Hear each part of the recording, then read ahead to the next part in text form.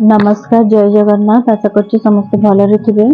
आज टॉपिक होची back pain in pregnancy. जो आपनकर कमर बा अंटा जो बहुत बिंधा हुए प्रेगनेंसी रे, सेटा कोन पई हुए, तार कारण कोन और तार प्रतिकार कोनते रोकी परिवे और कोटा डेंजर साइन को अंटा बिंधाटा बहुत हेले अपन हॉस्पिटल इमीडिएटली जिबे। से सब जिंस आज डिस्कशन।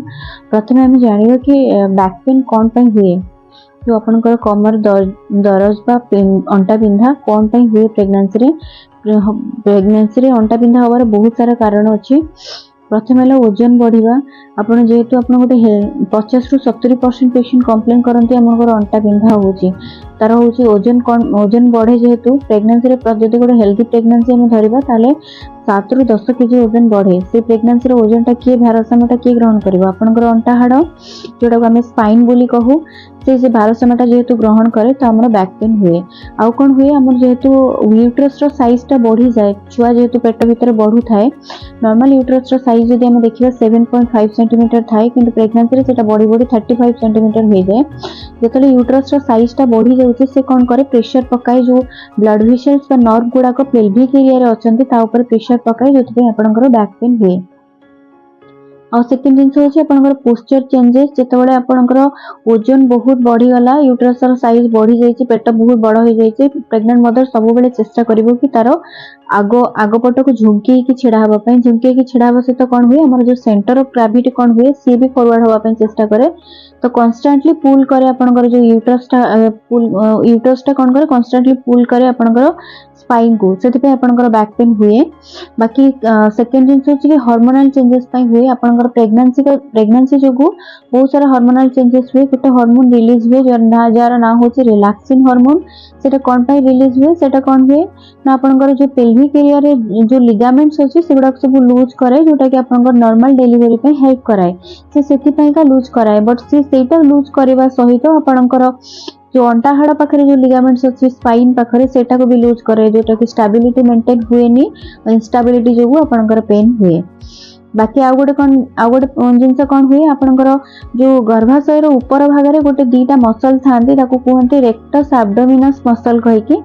से प्रेगनेंसी धीरे धीरे बढ़े, जेतले यूट्रस रो साइज बढ़ी जाए, से दीटा मसल कोन होंती स्ट्रेच हेकी, से कोन करंती सेंटर रो सब बेले चेष्टा करंती कि अलग हवा पई, जोता पई बैक पेन हुए। आ सबुठार इम्पोर्टेंट और फोर्थ कज होची स्ट्रेस। जदि आपण किछि इमोशनल टेंशन कैरी करके प्रेगनेंसी कैरी करूछंती, तारे एटा बहुत बड़ रीजन आपनकर बैक पेन होबो। मसल इमोशनल टेंशन हेले आपनकर मसल स्पाजम होबो, मसल स्पाजम हेले आपनकर अंटा पेन हबो। सेति प्रति ध्यान देबे। ए सब जिंस हला आपनकर रीजन कोन पई आपनकर बैक पेन हुए। एबे जानबा प्रतिकार कोन कले आपण बैक पेन को रोकी परिबे। प्रथम होची गुड पोस्चर। सबले पोस्चर टा को गुड मेंटेन करके रखिबे। सब बेले ध्यान रखिबे आपण जेते बेले भी छिड़ा होचंदी सब बेले स्ट्रेट छिड़ा हेबे। आपनका अंटा हाड़ सब बेले सीधा रहिबा दरकार। शोल्डर जॉइंट को केबे भी बैकवर्ड मूवमेंट करैबेनी। आ जदी आपनकर किछि जिंस तळे पड़ी जाइछि, आपण उठेया पई चाहउचंती, अंटा हाड़ बेंड करके केबे उठेबेनी। आपण गोड़ हाड़ को बेंड करके आपण उठे परिबे, बट अंटा हाड़ बिल्कुल भी बेंड करिवेनी। सबले स्ट्रेट लाइन में जेंति छिड़ा हुंदी सेंति छिड़ा पई चेष्टा करिवे। और जेते बेले भी छिड़ा होचंती सब बेले ध्यान रखिबे कि आपनकर बॉडी रो जेतिकी भी ओजन अछि, तार भारसाम्य दीटा जाक गोड़ भितरे सम परिमाण भितरे डिस्ट्रीब्यूट हेछि।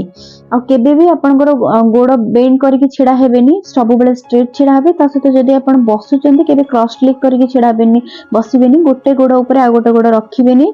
आ गोटे कोन करिवे, जदि आपनकर कोन करचंती, जदि आपण वर्किंग लेडी अछंती, आपनको किछि गोटे जगह रे काम करियार अछि, बहुत समय कांस्टेंट बसिवार अछि, आपण सपोर्टिंग चेयर यूज करि परिबे। बैक सपोर्ट रे आपण गोटे चेयर यूज करि परिबे, सॉफ्ट वाला चेयर, जोटा आपण बैक सपोर्ट करिवे। आ सबले स्ट्रेट करिवे, स्ट्रेट फॉरवर्ड करिवे। जे कंप्यूटर काम करियार अछि, शोल्डर को बेंड करिवे नाही।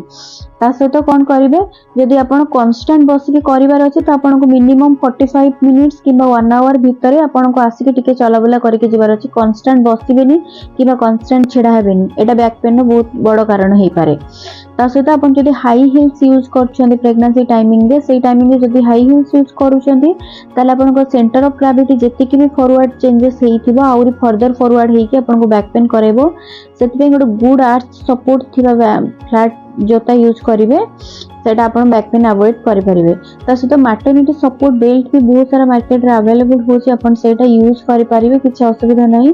जदि बैक मसाज करिया पय चाहउचंती करि परिबे किंतु ध्यान रखिबे हॉट और कोल्ड एप्लीकेशन आपण अल्टरनेटिवली देई परिबे किंतु आपण कोन करिवे ध्यान रखिबे कि जेतेबेले जे मसाज दउचंती से गरम बा ठंडाटा आपनकर यूट्रस बा गर्भाशय ऊपर प्रेशर किछि न बाजी जाओ जोटा कि आपनको किछि इंजुरी न हो सेति प्रति ध्यान देबे और जो मसाज करछन जो सेंट्रल पॉइंट अछि सेटा को अवॉइड करिवे काहेकि ना सेही जगह रे जदि आपण मसाज करछंती सेही जगह रे कोन होई आपनकर कॉन्ट्रैक्शन पॉइंट सेटा जदि मसाज करछंती ताले आपनकर सडनली कॉन्ट्रैक्शन जोटा लेबर पेन कम हुए सेटा स्टार्ट हो जे आपण इमीडिएटली हॉस्पिटलाइजेशन होबा पे पड़िबो सेति प्रति ध्यान देबे सेही पॉइंट रे मसाज करिवे नै जे भी आपनको फैमिली मेंबर आपनको हेल्प करछंती मसाज करिया पे तांको गाइड करेबे। बाकी ता सहित आपन जो कैल्शियम और विटामिन D3 सप्लीमेंटेशन डॉक्टर दउचंती सेटा रेगुलरली नेबे सेटा दरकार अछि। ता सहित इनफ रेस्ट नेबे मिनिमम 7 रु 8 घंटा रेस्ट नै परिबे।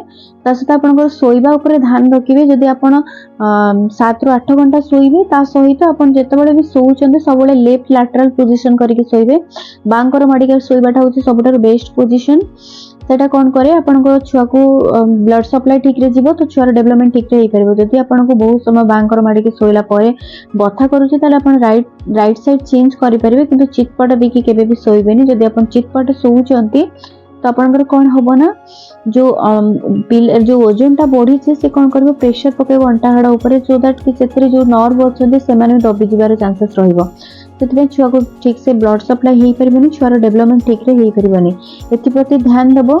बाकी जदि प्रेगनेंसी रे प्रथम 3 मास चाहूचो जो पोजीशन रे सोइबा पई सोइ परबा तुमार कंफर्टेबल अनुसार बट 3 मास क्रॉस करि गेला पर सब बेले चेष्टा करबो कि लेफ्ट साइड रे सोइबा पई ठीक अछि।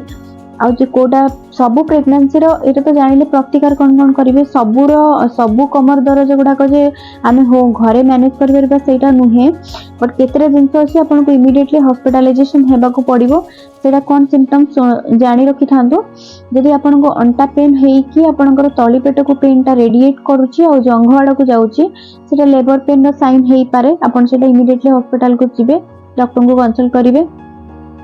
जदि आपनकर बैक पेन हे कि किछि वाजाइनल डिस्चार्ज होछि देन आपन हॉस्पिटलाइज जिबे किछि प्रॉब्लम हेई थाई पारे। जदि आपनको बैक पेन हे कि ज्वर आसुति सा सहित बर्निंग इचुरेशन माने परिस्रा रे किछि जळा पड़ा होछि ताले इमीडिएटली हॉस्पिटलाइजेशन जिबे। आ जेतले मदर निजे फील करछि कि नाही मते पेन बहुत असह्य होछि मते इमीडिएटली हॉस्पिटल जिबा को ही पड़िबो मु घरे मैनेज करि परिबेनी सेही केस रे आपनको इमीडिएटली हॉस्पिटल जिबा पय पड़िबो। आज टॉपिक आपण मन को केमती लागोछि मत प्लीज कमेंट्स करके जणेबे। जदि मो वीडियोटा भल लागिछि त लाइक शेयर सब्सक्राइब कमेंट करिवे। आ आपणकर जे भी रिलेटिव्स प्रेग्नेंट अछंती आ ए समस्या सम्मुखीन होउचंती सेमान को काइंडली प्लीज पठेबे वीडियोटा सेमान भी देखि किछि उपकृत हुअन्तु। Thank you so much.